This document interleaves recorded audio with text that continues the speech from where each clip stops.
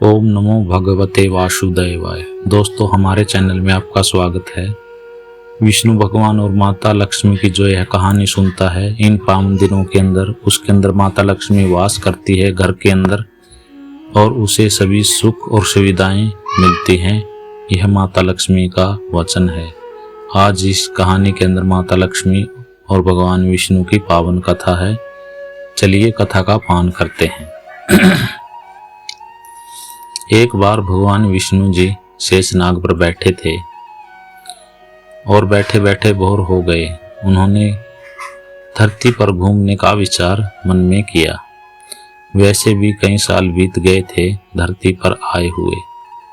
अपनी यात्रा की तैयारी में लगे हुए स्वामी को तैयार होता देख माता लक्ष्मी ने पूछा, आज सुबह सुबह कहाँ जाने की तैयारी हो रही है? विष्णु जी ने कहा, हे लक्ष्मी, मैं धरती लोक पर घूमने जा रहा हूँ। कुछ सोचकर लक्ष्मी माँ ने कहा, हे देव, क्या मैं भी आपके साथ चल सकती हूँ? भगवान विष्णु ने 2 पल सोचा, फिर कहा, एक शर्त में तुम्हें साथ ले चल सकता हूँ। धरती पर पहुंचकर उत्तर दिशा की ओर बिल्कुल मत देखना। इसके साथ ही माता लक्ष्मी ने कहा, कह अपनी मनावली और सुबह माँ लक्ष्मी और भगवान विष्णु धरती पर पहुंच गए।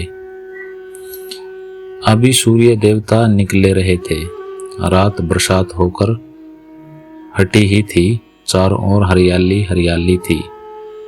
उस समय चारों ओर बहुत शांति थी और धरती बहुत ही सुंदर दिख रही थी और माँ लक्ष्मी मंत्रमुग्ध हो गई।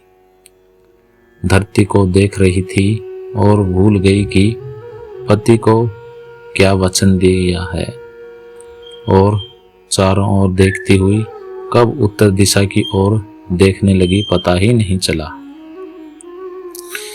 उत्तर दिशा में लक्ष्मी को एक बहुत ही सुंदर बगीचा नजर आया और उस तरफ भीनी भीनी खुशबू आ रही थी और बहुत ही सुंदर सुंदर फूल खिले थे। यह एक फूलों का खेत था और माँ लक्ष्मी बिना सोचे समझे उस खेत में गई और एक सुंदर सा फूल तोड़ लाई। लेकिन यह क्या, जब माँ लक्ष्मी भगवान विष्णु के पास वापसी आई तो भगवान विष्णु की आंखों में आंसू थे और भगवान विष्णु ने माँ लक्ष्मी को कहा कि कभी किसी के से बिना पूछे कुछ नहीं लेना चाहिए और साथ ही अपना वचन भी याद दिलाया। माँ लक्ष्मी को अपनी भूल का पता चल गया तो उन्होंने भगवान विष्णु से भूल की माफ़ी मांगी। तो भगवान विष्णु ने कहा कि जो तुमने जो भूल की है उससे की सज़ा तो तुम्हें ज़रूर मिलेगी। जिस माली के खेत में तुमने बिना पूछे फूल तोड़ा है यह एक प्रकार का चोरी ही है। इसके लिए तुम 3 साल तक माली के घर नौकर बनकर रहोगी। उसके बाद तुम्हें वैकुंठ में वापसी ले जाऊंगा। माँ लक्ष्मी ने चुपचाप सर झुकाकर हाँ कर दी और माँ लक्ष्मी एक गरीब औरत का रूप धारण करके उसे खेत में मालिक के घर पहुंच गई। घर क्या, एक झोपड़ा था और मालिक का नाम था माधव। माधव की बीवी 2 बेटे और 3 बेटियां थी। सभी उसे छोटे से खेत में काम करके किसी तरह गुजारा करती थी। माँ लक्ष्मी जब एक साधारण और गरीब औरत बन गए, जब माधव के झोपड़े में गई तो माधव ने पूछा, बहन, तुम कौन हो और इस समय तुम क्या चाहिए? तब माँ लक्ष्मी ने कहा, एक गरीब औरत हूँ, मेरी देखभाल करने वाला कोई नहीं, मैंने कई दिनों से खाना भी नहीं खाया, मुझे कोई भी काम दे दो, साथ में तुम्हारे घर काम भी कर दिया करूँगी, बस मुझे अपने घर में एक कोने में आसरा दे दो। माधव बहुत ही अच्छे दिल का मालिक था। उसे दया आ गई, लेकिन उसने कहा, बहन मैं तो बहुत ही गरीब हूँ, मेरी कमाई से मेरे घर का खर्च मुश्किल चलता है, लेकिन अगर मेरी 3 ही जगह 4 बेटियां होती तो भी मैं गुजारा कर लेता। अगर तुम मेरी बेटी बनकर जैसे रूखा सूखा मिले तो खा लेना, उसमें खुश रहे। तो बेटी अंदर आ जाओ, माधव ने कहा। माँ लक्ष्मी को अपने झोपड़े में शरण दे दी और माँ लक्ष्मी ने 3 साल उस माधव के घर पर नौकरी करनी पड़ी। जिस दिन माँ लक्ष्मी माधव के घर में आई थी, उसे से दूसरे दिन ही माधव को इतनी आमदनी हुई कि फूलों से ही शाम को एक गाय खरीद ली। फिर धीरे धीरे माधव ने काफ़ी ज़मीन खरीद ली और सब ने अच्छे अच्छे कपड़े भी बनवा लिए और फिर एक बड़ा पक्का घर भी बनवा लिया। बेटियां और बीवी ने गहने भी बनवा लिए और अब मकान बहुत बड़ा बनवा लिया था। माधव ने हमेशा सोचता था कि मुझे यह सब इस महिला के आने के बाद मिला है। इसे बेटी के रूप में मेरी किस्मत आ गई है मेरी। और अब 2 नहीं 4